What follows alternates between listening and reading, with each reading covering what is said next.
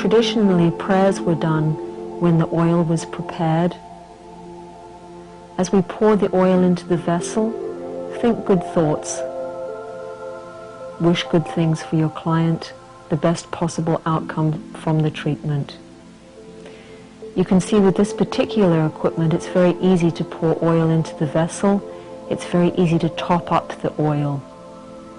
The oil should be just above body temperature, a few degrees, about 100 degrees, which should feel pleasantly warm to your hand, but certainly not hot. Remember, we each feel temperature very differently. If you're dealing with a very warm body type, be particularly careful to not use oil that's too warm. It'll make them feel very agitated.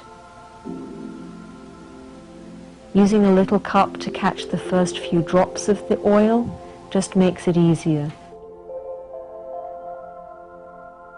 Alert your client and then let it touch their forehead.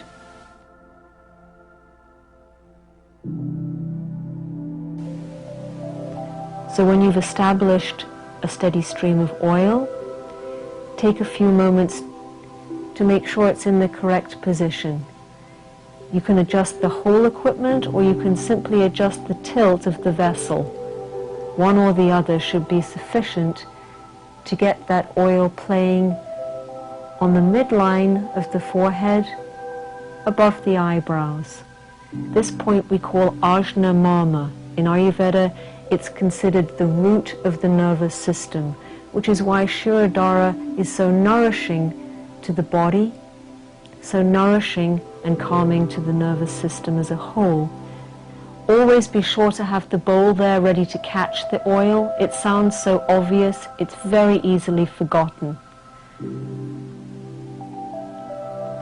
If you can adjust the oil that's coming from your client's head to play on the side of the bowl, you will minimize the noise. As the bowl begins to fill, you'll need to use a piece of paper towel to muffle the noise of the oil trickling into the oil that's in the bowl.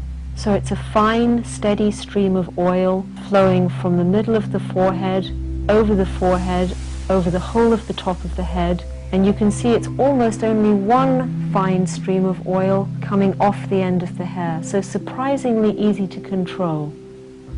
Here we're using plain warmed sesame oil, but Shirodhara can also be given with other substances. Herbal oil, some excellent for the nervous system, others that benefit the hair and scalp. Warmed milk, which is more cooling to the system.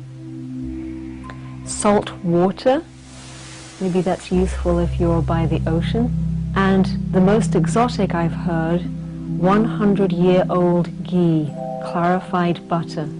In the Ayurvedic tradition, it's considered that ghee like this cures all illnesses. While the oil is being played on the third eye, your job is to be present, attentive, protective,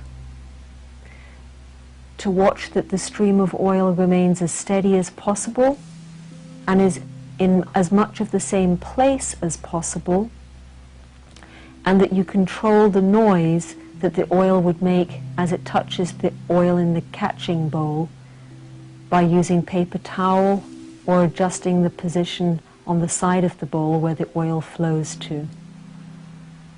The oil plays for a minimum of 10 minutes, a maximum of about 20 if this vessel is totally full.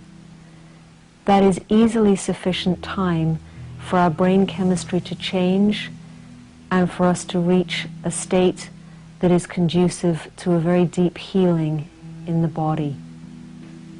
Remember to catch the oil before it starts dripping at the very end.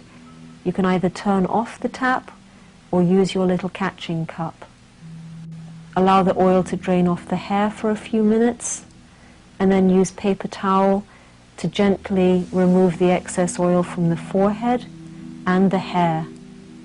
As an alternative to having the oil play in just one place on the forehead, you can either keep the vessel in the ring and move it backwards and forwards on the forehead, or totally remove the vessel and play the oil back and forth on the forehead.